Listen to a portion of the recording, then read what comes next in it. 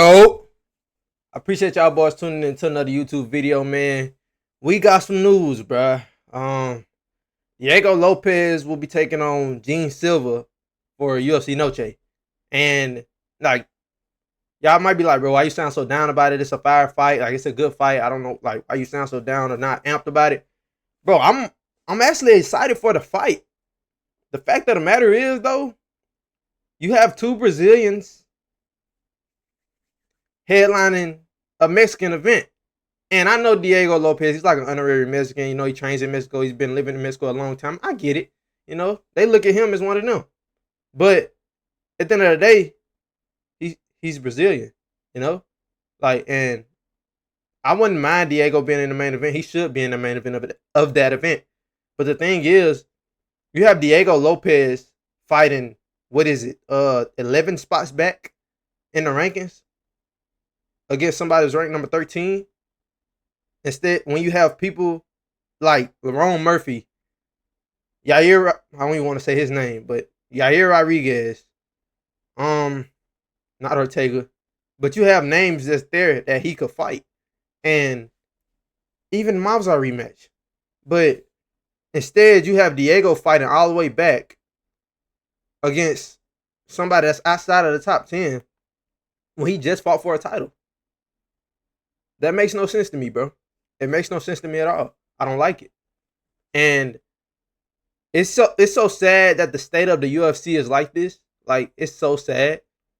When a fighter can say no to a high-ranked fight, a contender fight, in hopes of getting a title shot, that lets you know the state of the UFC right there.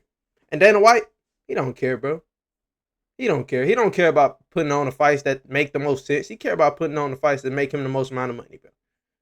Like, we know this, we're accustomed to it, but we love fighting so much that we want to see fights, you know, even if they don't make sense. Like, even if they don't make sense. And the fact of the matter is, this fight makes zero sense. Diego's fighting all the way back. And Silva, I understand, bro. He beat Bryce Mitchell. Bryce Mitchell was ranked inside the rankings like 14 or 13. He beat Bryce Mitchell. Then he gets a jump to fight number 2. Like, come on, bro. Let's be real. Like, and I wouldn't be mad about this matchup if Yair Rodriguez is going to be on that card too, or if he's booked. But he's not. And he's probably going to end up fighting for a title, bro. Yair Rodriguez is probably going to fight Volkanovski in a rematch that no one wants to see that. Yair fans, of course, they probably do. Of course, you want to see your favorite fighter fight for a belt. But at the end of the day, we saw that fight. Volk dominated him. It wasn't competitive. He finished him inside 3 rounds. It wasn't competitive. And since then, what has he done? He got choked out by Brian Ortega, I think the 2nd round. And then he just beat an unranked Patricio Pitbull in his debut in the UFC, who's 38 years old. His best days are behind him. We know this. He's fighting Dan Ige.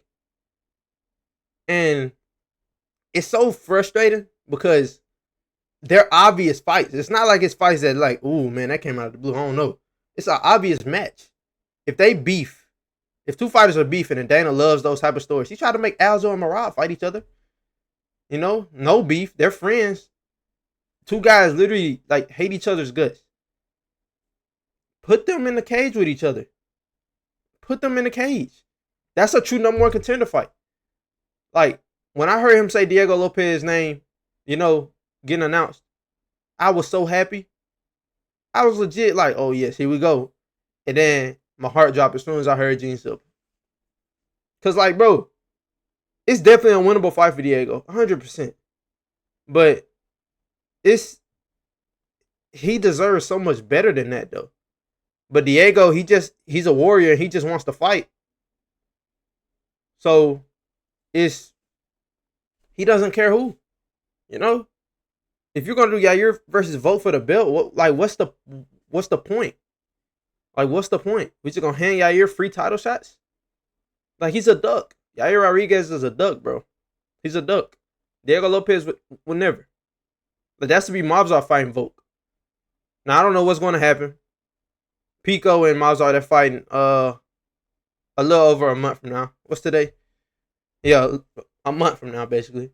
So maybe if they ain't too banged up, which that probably is going to be a war type fight because it's 5 rounds and Pico, we know his style. Mazar, seeing how he handles it. Maybe one of them could turn around and fight Volk later this year, hopefully. But if I hear Yair Rodriguez versus Volkanovski announced, bro, that's gonna irritate me so bad. Cause it's not like it's some type of barn burner type fight. It's not like it's gonna be a war. It's not like the fight is gonna just be some type of high action crazy fight. Volk is older now, yes. Excuse me. He's gonna be 37 in September, yes.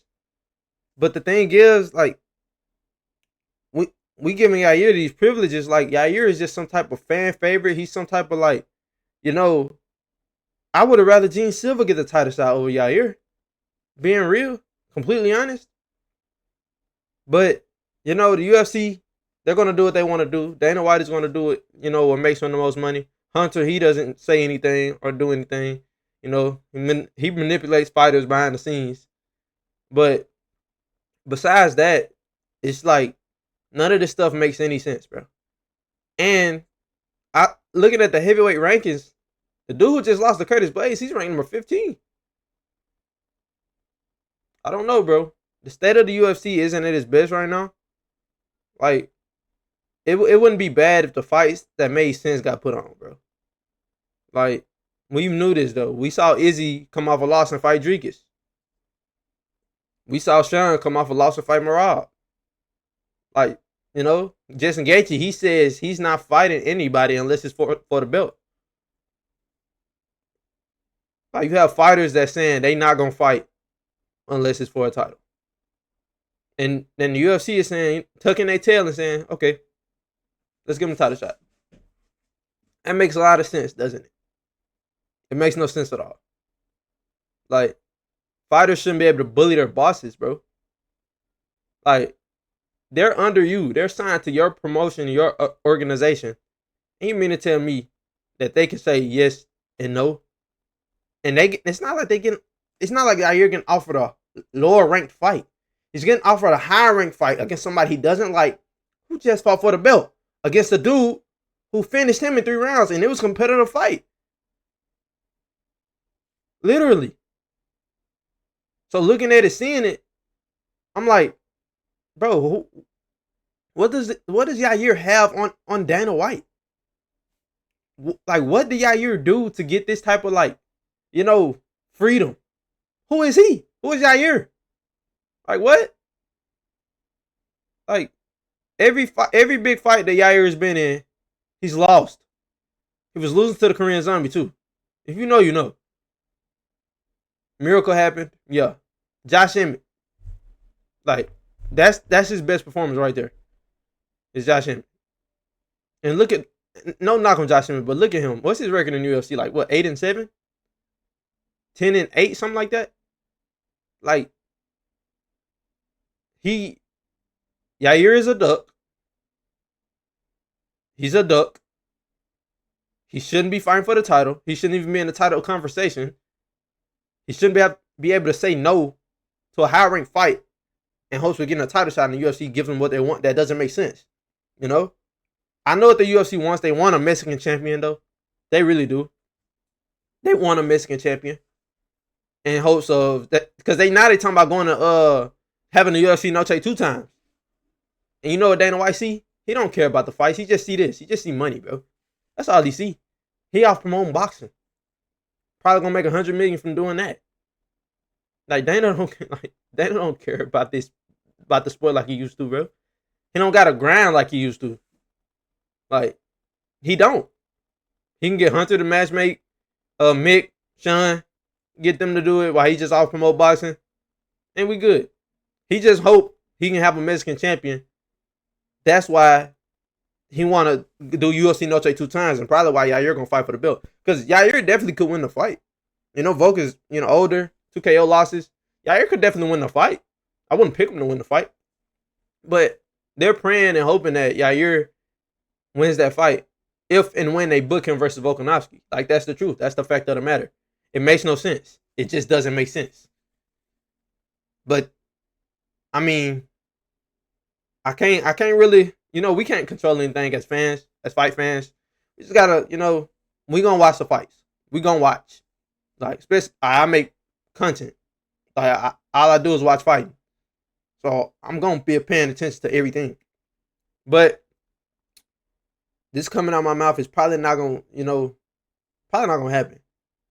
I hope Mobstar gets like a first round finish. And I hope he could just turn around and fight Volk, bro, please. Cause honestly, give Yair Aljo, bro. Give Yair Aljo. But probably not gonna happen. It's just so sad seeing how fighters have this much control over the matchmakers, bro. They can say no and then sit out and fight for a belt. Even Sandhagen, bro. Even though I want him to fight Merab, I like that fight for Merab.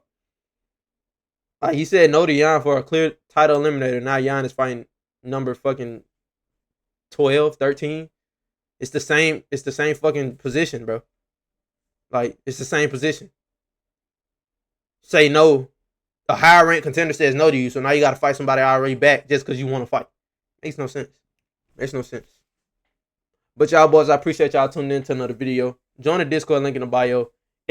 My Discord, I ain't gonna lie, is jumping, y'all boys. So get there, and it's all kinds of different stuff you can do in it. We got a channel for everything. Send your MMA edits, send other MMA edits, whatever you want to do, bro. It's a channel for everything. You get your flag next to your name, rip your country. But I love y'all, man.